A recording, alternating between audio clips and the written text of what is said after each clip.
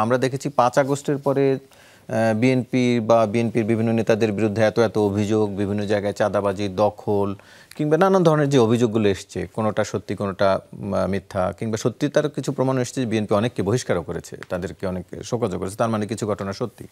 এসব কারণেই কি আসলে দিন শেষে এই ঘটনাটি ঘটলো কিনা, পাশাপাশি এই ফলাফলটি জাতীয় রাজনীতিতে প্রভাব ফেলবে কিনা? আপনি প্রথম যেটা বলেছেন সেটার আমি কোনো কারণ দেখি না। ওই অভিযোগ তো জামাতে ইসলাম, এনসিপি, অন্যান্য রাজনৈতিক দলের বিরুদ্ধেই আছে।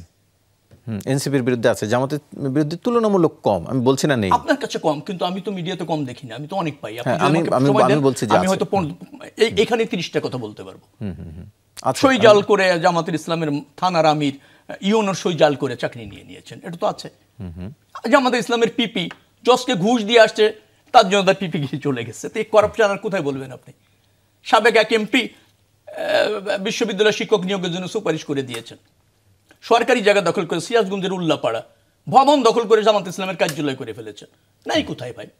আচ্ছা, আমি বলছি না এরা, সেটা জামাত বলেন, এনসিপি বলেন বা বিএনপির নামে চাঁদাবাজি করার কোনো প্রশ্রয় রাজনৈতিক দলে আছে, আমি তা মনে করি না।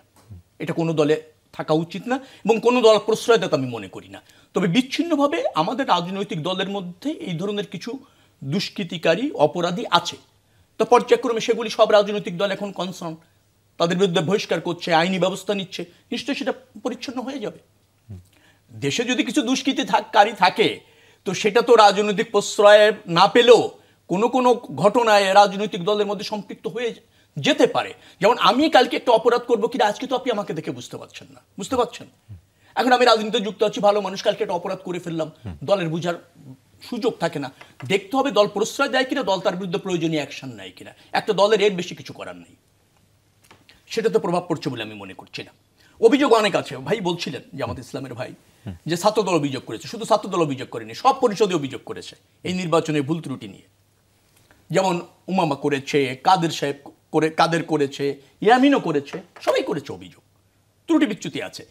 এখন অভিযোগ আছে, কিন্তু আমি মনে করি যে গণতন্ত্র, নির্বাচন এবং বৃহত্তর স্বার্থে ওই অভিযোগগুলি খুব বেশি প্রাধান্য পাওয়া উচিত না। আমাদের নির্বাচন দীর্ঘদিন হয় না, নির্বাচনী প্রক্রিয়া শুরু হচ্ছে বিশ্ববিদ্যালয়গুলিতে, শিক্ষার্থীরা উচ্চমুখ পরিবেশে নির্বাচন মানে অংশ নিক এবং অন্যান্য যারা শিক্ষার্থীদের নেতৃত্ব দিতে চায় সেই নেতৃত্ব প্রতিষ্ঠিত হোক নির্বাচনের মাধ্যমে। এ ব্যাপারে উদার হয়ে সহযোগিতা করা উচিত। এবং আমি এও বিশ্বাস করি যতটুকু অনিয়ম হয়েছে তা নির্বাচনের ফলাফলে প্রভাব ফেলেনি, এটা আমি বিশ্বাস করি। এখন ধরেন ভাই বলছিলেন যে বিএনপি হয়তো নির্বাচন বয়কট করতো, ওনার বক্তব্যের মধ্যে দেখবেন ছাত্র দলের কত দোষ ত্রুটি আছে সেটুকু বলেছে। উনি কেন এত ভোট পেলেন সেই মহত্বের গুরুত্বের কথা কিন্তু একটাও বলতে পারেননি। জামাত ইসলাম ভাইয়ের কথা বলছে, বলেন উনি যে ওনাদের এই গুণের কারণে এত মানুষ ভোট দিয়েছে, ওনারা এই করতে চান, সেটা কিন্তু না। হ্যাঁ, রাষ্ট্র ঠিকই বলেছেন যে ওনারা কিছু গুজব তৈরি করেছেন, কিছু নেগেটিভ ন্যারেটিভ তৈরি করার চেষ্টা করেছেন, যেটা করেন ওনারা, সেটা ওনারা সিদ্ধহস্ত করেছেন। তারপরও রাজনীতি এগুলি অপকৌশল বললো, আমি বলবো এই অপকৌশল রাজনীতির অংশ হয়ে গিয়েছে বাংলাদেশে। হ্যাঁ, এবং সেটা দ্বারা প্রভাবিত হয় যে প্রকারে হোক না কেন।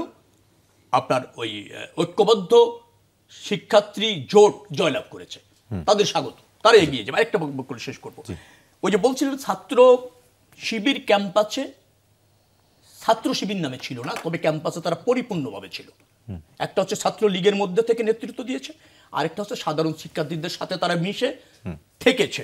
এখন ভিন্ন প্রক্রিয়ায় তারা ছিল, কিন্তু ছাত্র দলের ক্যাম্পাসে থাকার কোনো সুযোগ ছিল না। কিন্তু ফ্যাসিবাদ বিরোধী আন্দোলনে ছাত্র দল গুরুত্বপূর্ণ ভূমিকা রেখেছে।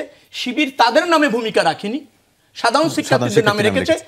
প্রথম অংশে ছাত্রলীগের সাথে থেকে দমন পীড়নেরও চেষ্টা করেছে, কিন্তু যখন আপনার আন্দোলনটা এমন পর্যায়ে গিয়েছে যে ফ্যাসিবাদের পতন নিশ্চিত হচ্ছে, মানুষ ফুঁসে উঠেছে, সব শ্রেণী পেশার মানুষ ঐক্যবদ্ধ হয়েছে, সাধারণ ছাত্রীরা ঝুঁকি নিচ্ছে, জীবন দিতে চাইছে এবং জীবন দিচ্ছে, তখন কিন্তু শিবির সেখান থেকে বেরিয়ে এসেও সাধারণ ছাত্রদের সাথে মিশে নেতৃত্ব দিয়েছে। That is the difference.